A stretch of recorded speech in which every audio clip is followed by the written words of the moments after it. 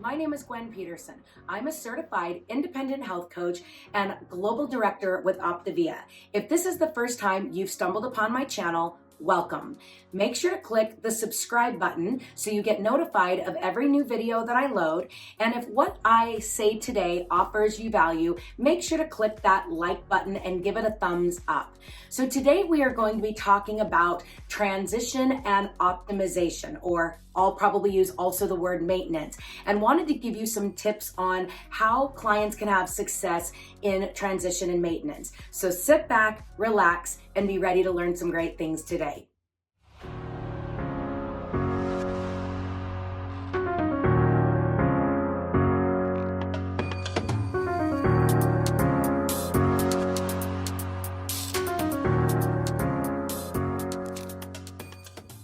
All right. How many of you are watching this and nervous about what transition and optimization looks like? If you are nervous about what is next, because the 5-in-1 is so easy, throw a "I've been a bit nervous" in the comments below so that I can gauge who my audience is and what my next videos on this topic are. So the first thing that I'm going to suggest for you to do is go pull out this Optavia Habits of Health book from Dr. A. Dr. A is the expert on optimal health, and I would highly suggest to start on page 328. And it literally talks about, let's see if I can get close enough here. Week 1, you're just going to add an additional vegetable. Week 2, you're going to add an extra a serving of fruit. Who's excited about week 2? Then week 3, a serving of dairy. Week 4, a serving of whole grains.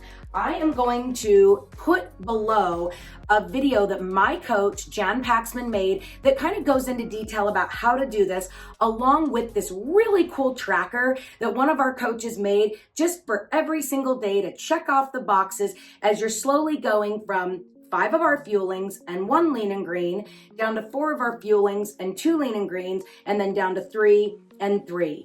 And so here's what I normally talk to my clients about as they are entering this phase of their health and wellness journey. So if you were to ever talk to a dietitian or nutritionist, they all basically say the same thing. It's to eat 6 small balanced meals a day out of the grocery store, meaning balanced carbs, protein, and fats. And I'm also going to do the link to a podcast that describes this better than anybody I've ever heard describe it. It's the author of Chasing Cupcakes, and it's one of her first podcasts she ever does, talking all about exercise and trying to exercise off calories and what that does to create insulin resistance, and how balanced nutrition is truly what creates optimal health. And she's not even attached to Optavia, interestingly enough, but she's saying the same principles of what we teach, but the 5-in-1 just makes that nutrition platform simpler. So then what happens is when you reach your goal weight,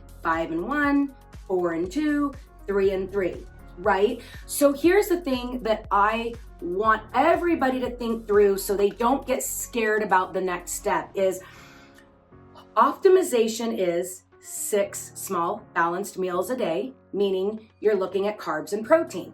So for instance, and this is going to be a funny example, but I like to use this, is if you take an apple, a small apple is about 25 carbs. A Twinkie is 22 carbs. I haven't looked lately, but I'm pretty sure it is. So again, this is not weight loss based stuff. This is transition. But what you want to know is that apple is going to spike that blood sugar just like that Twinkie is. Now we know the sugars are different and all of that, but when we're talking about insulin spike, if you were a diabetic, you would have to compensate for the 25 carbs coming from that apple, very similarly to if you were compensating for 22 carbs from a Twinkie. The difference, of course, is that apple is only about 50 calories, where that Twinkie is about 220.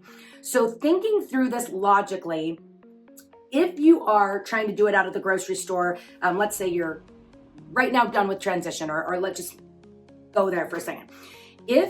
So we know that apple is 25 carbs. You need to pair that with 25 grams of protein so that that apple does not spike that blood sugar. Okay, so easy example is a cheese stick. Low-fat mozzarella cheese stick is about 7 grams of protein. So you would want 4 cheese sticks. So not that you're gonna eat 4 cheese sticks with an apple, but just bear with me. So anyway, if you're taking that apple and 4 cheese sticks, guess what that's going to do? That's going to not let that apple spike your blood sugar, and instead what it will do is use those carbs for fuel. Because if you spike your blood sugar with fruit or Twinkies, it will then, and go listen to the podcast to explain this a lot better than I'm going to, it will store as fat. So even an apple will store as fat. That's why when people say to me, I eat super healthy, I eat fruits and vegetables all the time, my next question is, well, are you pairing it with equal protein? And they always go, what? And I'm like, well, unless you're pairing it with equal protein, even though it's a healthy item, it's still spiking your blood sugar. And then your body has to release insulin to bring that blood sugar back down. So that is why always pairing every 3 hours is the way to stay healthy long term.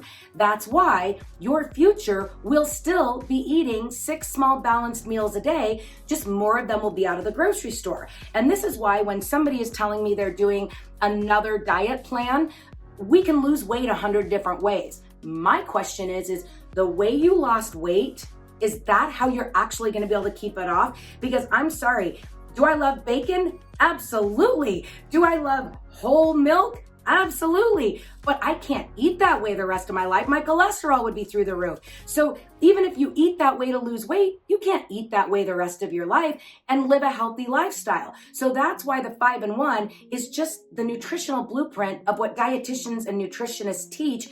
It's just done in the easy format. So let's fast forward to my apple and cheese sticks example. So let's say this was going to be my life, that every 3 hours I'm eating an apple that is, 50 calories and 25 carbs and 4 cheese sticks. So 4 cheese sticks is going to be about 200 calories, but that equal carbs, equal protein. So the apple and the cheese sticks are 250 calories, right? Together. So every 3 hours, I'm eating 250 calories of balanced nutrition. Well, when you do that times 6 times a day, 250, 500, 750, 1,000, 1,250, and then 1,500, okay? And in maintenance, you're about 12 to 1,500 calories a day. So if you were willing to eat that way and make your life way simple, that would be a great maintenance plan, right? Equal carbs and protein, and the calories are in check. Now, in maintenance, can you eat a Twinkie? Could you eat Ben & Jerry's? Of course you can. You can eat whatever you want in maintenance, but it's still going to come down to, did you pair it with protein? And is it going to keep you in that correct caloric intake for the day? Because if we use that same example with the Twinkie and 4 cheese sticks, I'd love somebody to try that for me, see how you feel after eating that. But let's say you wanted a Twinkie every 3 hours, right? All day long. If you paired it with protein, your insulin your blood sugar would not spike, so your body wouldn't be bringing in insulin to break it down. So that way, your body would still end up using that Twinkie for fuel, technically, scientifically. But now all of a sudden, Twinkie, 220 calories, cheese sticks is 200. Whoa, you're at 420 calories, right?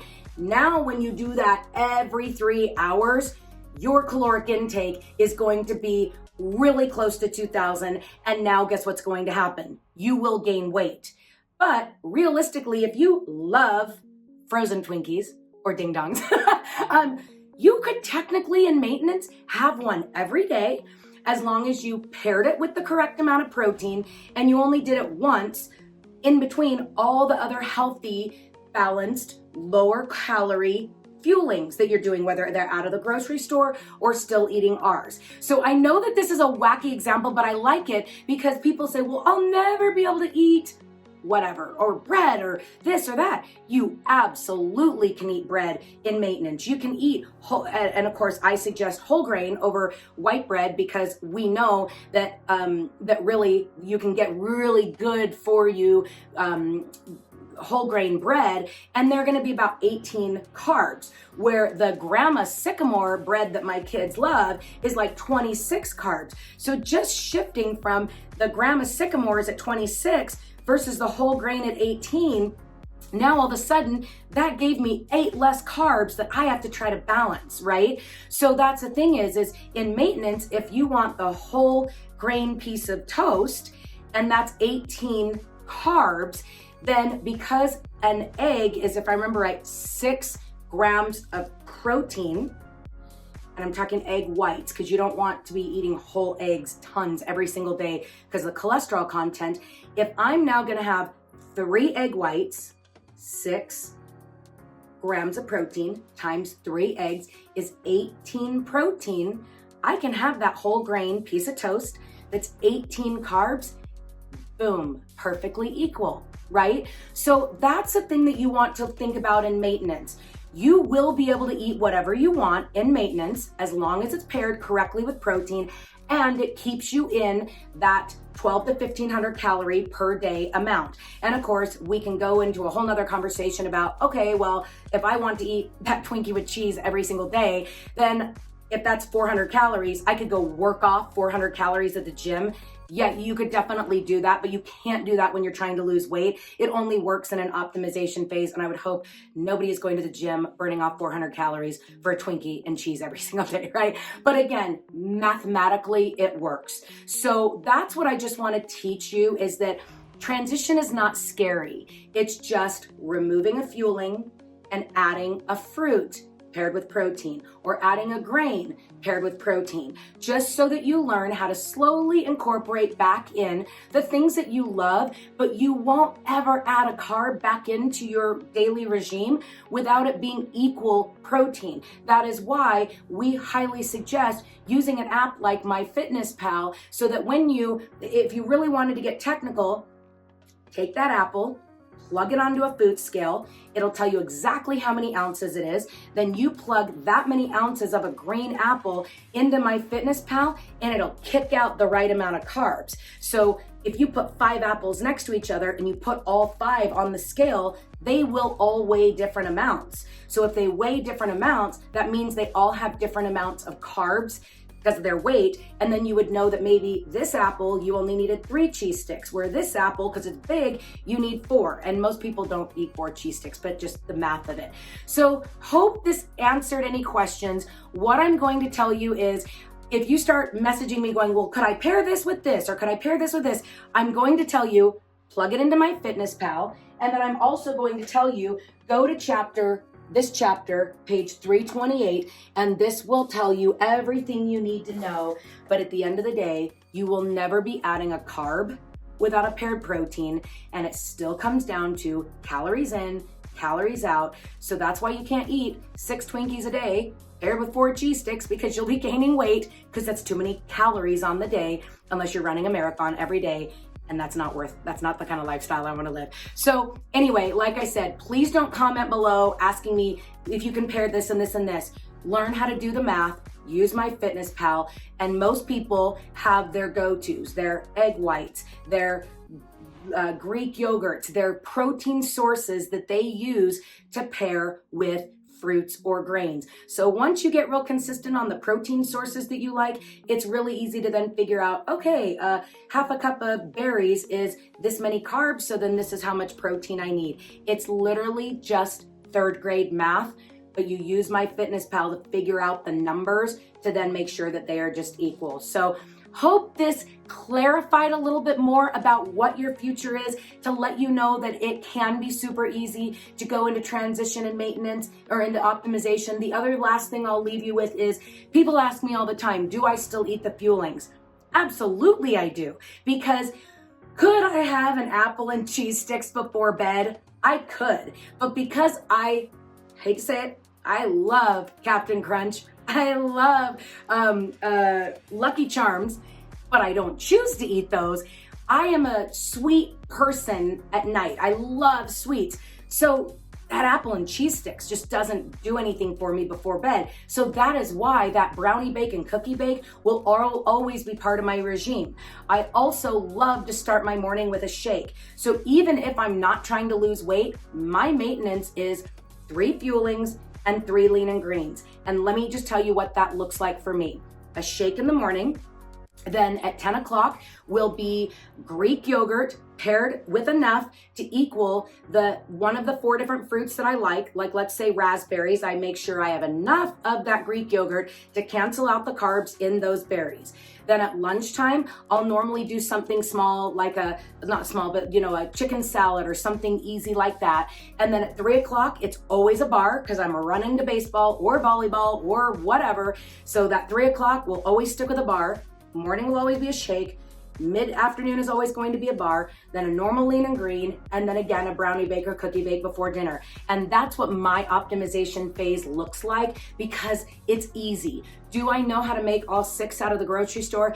Absolutely I do. But my Saturdays right now are filled with baseball tournaments, volleyball tournaments, or whatever. And so me sitting and meal prepping 6 meals a day for the next 7 days is not in my current reality. So I use the fuelings as the easy grab and goes. Could I be using a protein shake or a protein bar out of the grocery store that is kind of the right numbers? I could, but I value the macronutrients or the micronutrients in our fuelings of the vitamins and minerals. So what I notice is if I grab a protein bar out of the grocery store, they normally only have about 8 vitamins and minerals, and ours have 24. So what I notice is if I start using protein bars out of the grocery store, I just don't have as much energy as sticking with ours. And while I might maybe save $1 between our bar and one out of the grocery store, that $1 is not worth the energy that I won't have for the next 3 hours. So please comment below if this offered you value and makes you now excited to get to that transition and optimization phase, because now you realize it's not that complicated. You just need to know how to just pair the carbs and protein correctly. Like I said below, there will be a video that my coach created that explains this a little more concise, a little chart that you can follow to make it easy. And then of course, like I say always, if this is the first time you've stumbled on this and this offered value, I would really appreciate you clicking like so that I know that this is the kind of video that speaks to who's finding me on YouTube. And then of course, if you haven't followed me already, make sure to click that subscribe button so that you can see what I load in the future. Because remember, getting healthy is not easy. If it was easy, every American would be healthy. So just stick with my motto. Instead of trying to strive for perfection, because we know that perfection is not attainable, just don't quit.